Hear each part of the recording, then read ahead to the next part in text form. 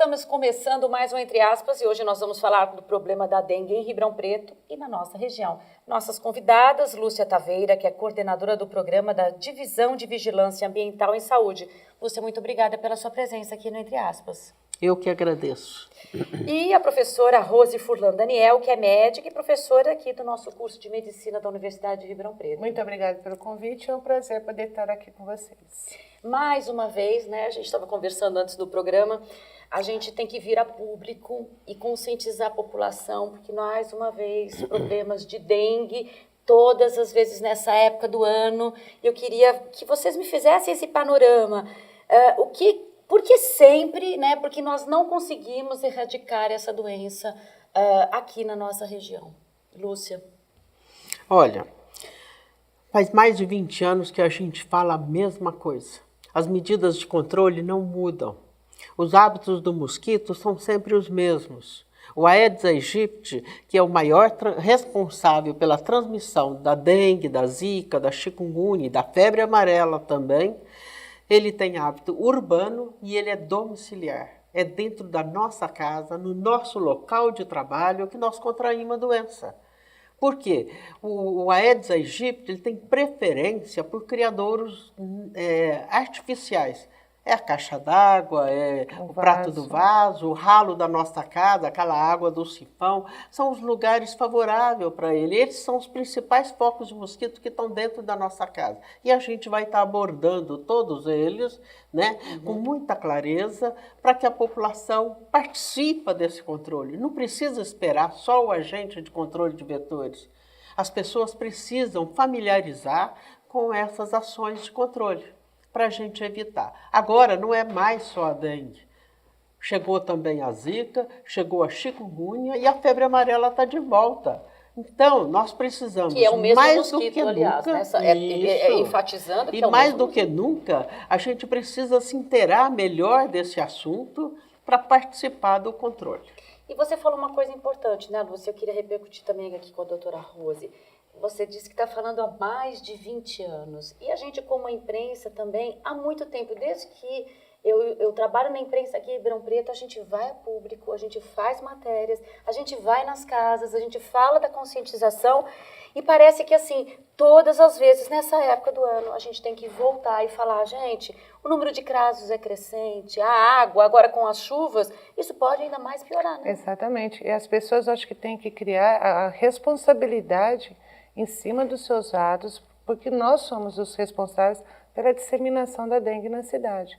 Porque, como a professora falou, a dengue começa dentro da nossa casa, seja no ralo, no vaso de planta, na água acumulada de chuva. Então, nós temos responsabilidade sobre o nosso lar. O nosso lar é nossa responsabilidade. Somos nós que temos que vigiar isso. E assim, e a gente tem visto, e eu queria até que vocês me corrigissem, que é correto a gente dizer que a doença vem com mais força quando a pessoa pega na segunda vez? Como é que é isso, né? Como é que ela se manifesta? Ela se manifesta diferente em cada pessoa? Como é que é, Lúcia? Olha, eu gostaria de começar a explicar como é que começa a transmissão. De repente, chega alguém na cidade com vírus no organismo. Ou porque ele esteve no município onde está tendo transmissão, ou num país onde está tendo, ou num estado. A pessoa lá é picada pelo mosquito e não é imediatamente que manifesta os sintomas das pessoas. Se eu for picada hoje pelo mosquito, os sintomas vai começar daqui 3, 5, no máximo 7 dias, começa a manifestar os sintomas no meu organismo. Por isso que a gente não sabe aonde você pegou, né? Você não sabe onde você pegou. Agora, só que um dia antes de iniciar os sintomas no meu organismo, qualquer mosquito do Aedes aegypti que me picar, esse mosquito já vai ficar infectado. Um dia antes, até o 5º, 7º dia da minha febre, é o período que eu vou infectar o mosquito. E depois não mais. Olha quantos dias da febre você é capaz de infectar o mosquito. E aí você está dentro da casa. Se na sua casa tem foco de mosquito, o mosquito lá dentro vai te picar. É a fêmea que transmite a doença para nós. E qual é o período de incubação no mosquito? No mosquito vai demorar de 10 a 12 dias. Dali 10, 12 dias ele pica outra pessoa da família. Quando você está sarando, o outro está começando. E assim por diante. Quando você vê, é comum várias pessoas da mesma família contrair a doença no mesmo período. Olha a gravidade da coisa. E a reação vai depender da resistência física de cada um. Em alguns pode virar hemorragia, e aliás, já pode virar dengue hemorrágico logo da primeira vez. Então quer dizer que a pessoa já pode ter a dengue hemorrágica logo na primeira vez? Já pode sim. Não significa que ela precisa ter um segundo episódio de dengue para poder desenvolver a dengue hemorrágica ou até o choque da dengue. Ela pode desenvolver na primeira vez mesmo. Depende de como o corpo dela, o sistema imunológico dela vai reagir. Quantos tipos nós temos da doença? 4 tipos. E cada dengue a gente se torna resistente a um tipo. Então, quem teve o tipo 1, provavelmente pode pegar o 2, o 3 e o 4, não pegará mais o tipo 1. Mas cada nova infecção pela dengue, por um vírus diferente, aumenta a chance de você ter uma complicação maior na evolução do quadro. Quer dizer, é isso que você falou, complementando o que ela falou, não precisa ser na mesma ordem do número, né? Não, com certeza não. A pessoa pode pegar o 1, depois pode pegar o 3, pode pegar o 2, né? Depende do vírus que estiver circulante na cidade. No momento nós temos o vírus 2, mas já tivemos epidemia da dengue 1 e da dengue 3, por exemplo. Isso. Aqui em Ribeirão Preto, por exemplo, a maior parte das vezes que teve transmissão circulou o tipo 1. Então eu tenho uma grande população que já contraiu pelo menos uma vez o tipo 1. O que não é o que está ocorrendo agora. O que está acontecendo agora é o tipo 2. Segundo a literatura, o tipo 2 é mais virulento do que os outros. Pode causar sintomas mais acentuados. A gente pode dizer assim, quem está nos assistindo agora, que seria uma dengue mais forte? Poderia, já que a nossa população praticamente toda ela já teve algum tipo de dengue. Como nós já tivemos várias epidemias, então é um novo vírus numa população que já teve epidemia, que já teve resposta a essa condição viral, então essa resposta pode ser mais agravada. Então, quer dizer, nós estamos ainda mais suscetíveis a essa doença. Isso que a gente pode concluir. Quer dizer, ela vai ficando, então, cada vez pior para a nossa população. Exato. Porque nós já tivemos uma epidemia muito grande em 2016. Agora nós não estamos em estado de epidemia. Não, aqui em Ribeirão Preto não estamos.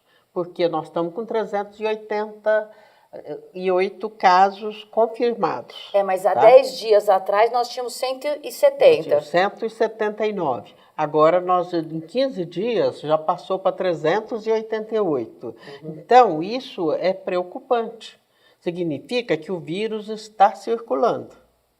E a questão das nossas chuvas e esse calor, que é um ambiente propício para ele. Que é porque é onde acumula a água que faz a procriação do vírus, dos mosquitos, e a procriação aumenta a procriação do mosquito, consequentemente aumenta a carga viral de todos eles e a disseminação maior. Ô Lúcia, e essa questão, por exemplo, Araraquara, Franca, né, São Joaquim da Barra, com os casos assim, mais de 1.000 casos, Araraquara mais de 1.300 casos, morte, né? Isso, como é que aqui em Ribeirão Preto está sendo tratado isso? Como é que as unidades de saúde têm visto essa nossa região explodir, né? E aqui em Ribeirão Preto tratar esse número de casos agora, esse crescente número de casos? Olha, isso daí eu não sei. A Secretaria da Saúde investe muito no treinamento dos nossos médicos na rede de saúde. Eu, por exemplo, eu tenho um convênio particular, mas se eu contrair dengue, é na unidade de saúde que eu vou. Por quê? Porque os médicos estão acostumados com isso. E a importância da notificação. A partir do momento que as pessoas vão na unidade de saúde e o caso é notificado, imediatamente o controle de vetores, que é a área onde eu trabalho, é acionada. E aí nós mandamos uma equipe para aquela área e a equipe trabalha 500 metros em volta do caso confirmado. Por quê? Aonde está circulando o vírus não pode ter mosquito. Entendi. Então, a gente faz esses 500 metros, significa 9 quadras. Aí passa uma equipe visitando as casas, eliminando o foco de mosquito, para não nascer mais mosquito. Aí elimina a água parada, tudo. Aí, quando termina as 9 quadras, vem uma outra equipe com a bomba nas costas para matar o mosquito adulto. Essa é a metodologia de trabalho. Primeiro nas casas e Primeiro depois os elimina aéreos. foco para não nascer. Depois vem a outra equipe com a bomba nas costas que pede para a população, abre a porta, abre a janela, e aí ele aplica o inseticida para matar o mosquito adulto. Tem que abrir a porta, tem que abrir a janela, porque o mosquito está dentro da casa. Quais são os hábitos dele? Durante o dia, ele pica. Ele tem hábito de picar durante o dia. À noite, ele vai repousar. Ele fica atrás da cortina, atrás dos móveis, debaixo da mesa. É esse o lugar, um lugar de pouca movimentação. E durante o dia ele vai picar. E ele voa abaixo e pica principalmente a região das pernas da gente. E pica por cima da roupa, por cima da calça jeans. Meu Deus. Eu achando que estou passando protetor, que estou me Só protegendo passando, e me preocupa muito quando os médicos falam que a gestante precisa passar o repelente, só o repelente. Não é só o repelente, é fazer o controle do mosquito. A gestante precisa fazer. Só o repelente não vai resolver o problema, porque o mosquito pica por cima da roupa. Olha só. Tá? Nós vamos para um rápido intervalo e voltamos daqui a pouco.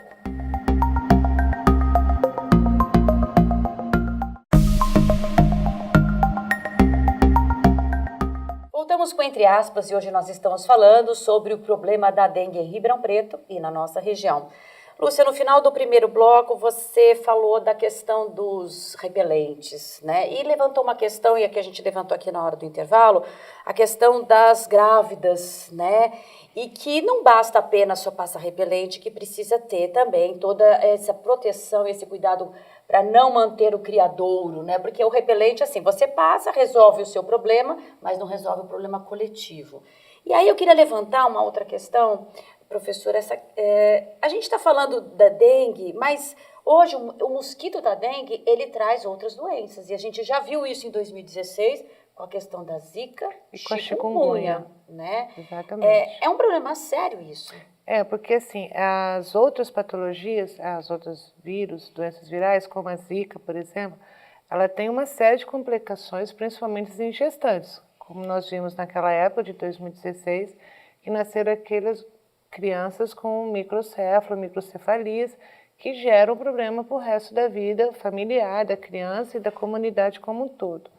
E a chikungunya, ela pode evoluir para a cronicidade, trazendo dores articulares que incapacitam a pessoa do retorno às suas atividades normais, deixando ela incapacitada para voltar às suas atividades, se tornando uma pessoa dependente completamente de quem estiver em casa, de assistência, de tudo mais, já que ela não consegue voltar às suas atividades normais por conta da dor nas articulações. E a gente falou também em outras entrevistas, e você mencionou que há uma grande dificuldade também de diagnóstico dessas duas doenças, a zika e a chikungunya. Exatamente. Para a dengue, nós temos exames mais específicos, que são os testes rápidos, por exemplo, o NS1, que identifica até o 3º dia se a pessoa realmente tem dengue ou não. Esses exames nós não temos nem para zika e nem para chikungunya. Eles são acompanhados no primeiro momento com hemograma e o diagnóstico de certeza deles é só com a sorologia. Entendi. Então, não temos como fazer, pelo menos a nível de rede pública ou até de convênio, um tipo de um exame rápido como o NS1 nem para zika e nem para chikungunya. Lúcia, e a gente estava vendo aqui, você estava mostrando os números para nós, né?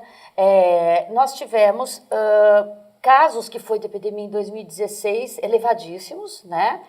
E 2017, 18, praticamente poucos casos pelo número que você trouxe. Quer dizer, agora, 2019, nós temos mais casos do que 2018 inteiro. Por que essa grande diferença? Olha, a diferença é assim, com certeza a epidemia aqui em Ribeirão Preto estoura de acordo com o tipo de vírus que está circulando, né? Ou então no país como um todo. Então, vamos supor, quando está estourando o vírus tipo 1, A nossa população aqui em Ribeirão Preto, a primeira vez que teve dengue foi o tipo 1. E foi em várias 2016. epidemias Não, foi antes. Foi antes? Bem antes. consecutivas foram do tipo 1. Então, a grande parte da nossa população já contraiu dengue pelo menos uma vez. Então, quando está circulando o vírus tipo 1, diminui os casos. Por quê? Porque a nossa população já contraiu pelo menos uma vez e coincidiu de ser o tipo 1. O tipo 1. Agora, o tipo 2, ele circulou menos na nossa região. Por isso que está com um quadro mais grave. Entendi. Tá? E qual é o número? Existe um número específico para que o município diga, olha, estamos em estado de epidemia? Depende da população, do número de pessoas daquele município, depende do número de casos de dengue que está sendo confirmado, notificados e confirmados, né? Aqui em Ribeirão Preto, por exemplo, nesse momento nós não estamos com situação epidêmica, né? Mas já o município é classificado pelo Ministério da Saúde como área endêmica. Isso significa que todos os meses acontecem casos de dengue aqui em Ribeirão Preto. Nós temos documento sobre isso, né? Então, isso classifica o município dessa forma. Os outros daqui da nossa região, às vezes tem ano que tem ano que não tem, é uma coisa mais tranquila. Mas a primeira epidemia que nós tivemos aqui em Ribeirão Preto, ela começou em Ribeirão Preto e ela foi para 48 municípios da região. Na época, eu estava na SUSEM. E foi para 48 municípios. E você lembra? Foi em 1998.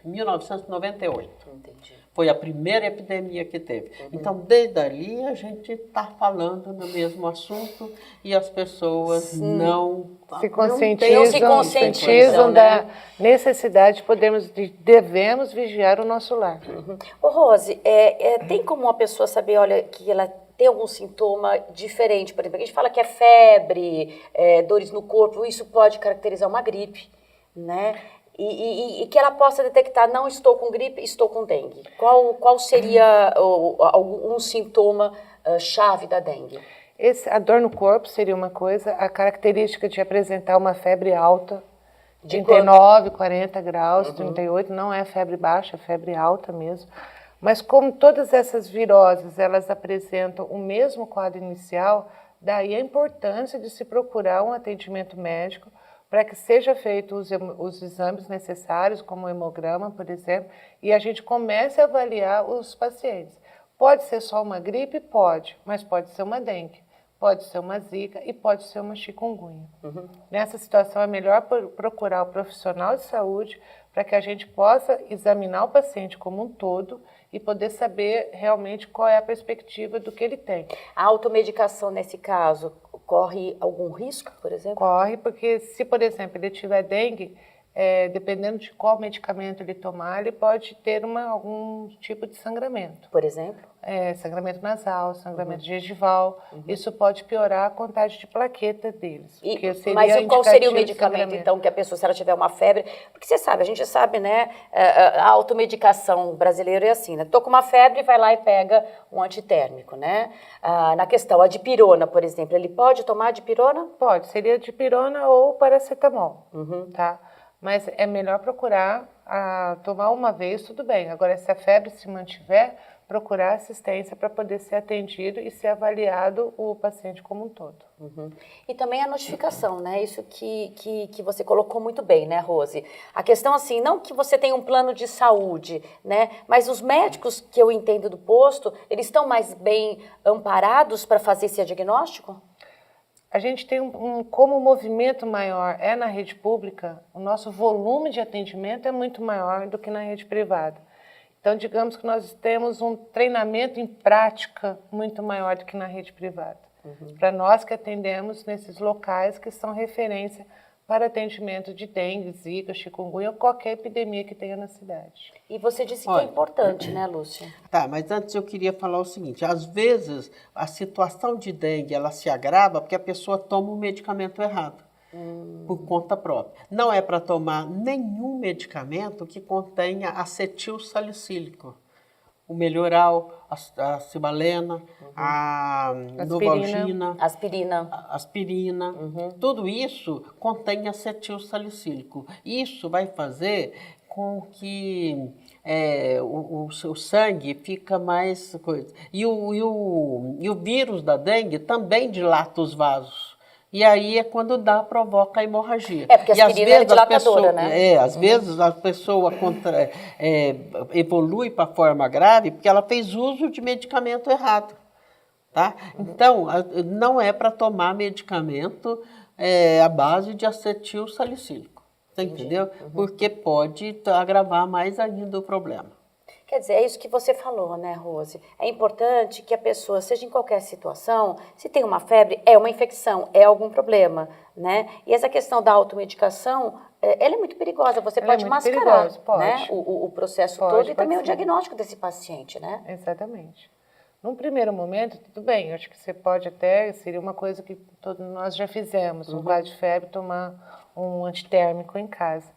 Mas na evolução disso, não dá para ficar numa região onde a gente está tendo epidemia de dengue e das outras viroses também, não dá para você ficar se medicando sem procurar uma assistência médica para poder saber realmente qual é o seu problema e do que se trata, para poder fazer o acompanhamento mais lógico, mais ideal para o teu quadro. Mais efetivo, mais efetivo para o teu quadro. O que a população relata também para a gente é assim, o pessoal, dengue é uma doença que castiga muito a pessoa, porque os sintomas, em alguns momentos, vêm de forma muito acentuada. E aí, dói muito as juntas do corpo, os ossos, a carne, você entendeu? Não pode nem encostar que a pessoa...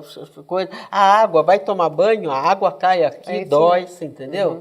Então, tem gente que fala assim, mas eu já tive 3 vezes dengue. Eu falo, nossa, mas não é possível, resistiu tudo isso? Né? Mas eu acho assim que as pessoas acabam ficando traumatizadas e depois qualquer febrinha que ela tem, ela já acha que é dengue também, entendeu? Mas é complicado. Na dengue, a febre é alta. Na chikungunya, a febre é alta. Na zika, a febre é baixa. Olha, tem essa diferença. Nós precisamos aprender tudo isso para poder, a hora que o médico falar, não, é uma virose, nós temos que estar por dentro dos sintomas para poder ajudar nesse diagnóstico. Nós já estamos indo para o final do programa, e você falou para mim, Flávia, a gente precisa falar da prevenção. Né? Então, acho que a gente poderia enfocar nesse final aquilo que você começou falando, né? A dengue, ela é urbana e está dentro da casa das pessoas. Isso significa o quê? Cada um tem que cuidar do seu quintal, né? Da sua casa. Lúcia, então, vamos passar aí para o pessoal, né, Rose, esses cuidados. Porque, assim, a gente tem vindo todas as vezes falar as mesmas coisas. Todo verão é a mesma coisa. Todo verão é a mesma coisa. E a gente vem aqui e apresenta esses números e fala assim, gente, tem que tomar cuidado, ninguém quer pegar dengue, né? E agora nós temos um tipo 2 aí, né, circulando, e isso pode ser muito prejudicial para todas as pessoas, né? O que nós temos que fazer, Lúcia? Olha, são coisas simples. Tá? Então, vamos supor assim, o ralo da nossa casa nós não temos como eliminar. Só que naquela água do sifão que fica parada ali, ela vai criar mosquito. Tá? Principalmente os ralos da cozinha, da área de serviço, do corredor, do banheiro, nem tanto, porque cai a água do sabão, cai a água do shampoo que a gente usa direto, do creme, tudo, então acaba coisando. Então, o que nós estamos pedindo? Em relação aos ralos, as pessoas devem usar produto alternativo. O que é produto alternativo? Todo mundo tem em casa. Uma colher de sal, pelo menos uma vez por semana. Ou uma colher de quiboa, ou uma colher de cloro, ou uma colher de detergente. Quer dizer, são produtos que todo mundo tem em casa. Esses produtos que a gente tem em casa, uma vez por semana, esse produto vai fazer? Pelo menos uma vez por semana. Ele desidrata as larvas e impede que ela complete o ciclo evolutivo dela na água. E aí ela morre antes de virar mosquito adulto. Então, esse produto vai atuar sobre as larvas E as larvas vão morrer e não vai dar tempo de virar mosquito adulto. Por quê? Porque a larva, na fase dela, que ela fica de 5 a 7 dias na água, ela muda de tamanho, ela troca de pele, ela se alimenta, ela respira. Na hora que você joga esse produto, ela vai se alimentar, é quando ela morre. Entendeu? E aquilo que você falou também, a Rose também mencionou, a questão dos vasos, né, de Exatamente. planta. Isso. Vasos de planta, para alimentação e bebedouro de animais também é uma coisa Bebedouro dos animais. Dos animais que tem que ser bem E os lavados. ovinhos do mosquito, as fêmeas deposita os ovos não diretamente na água.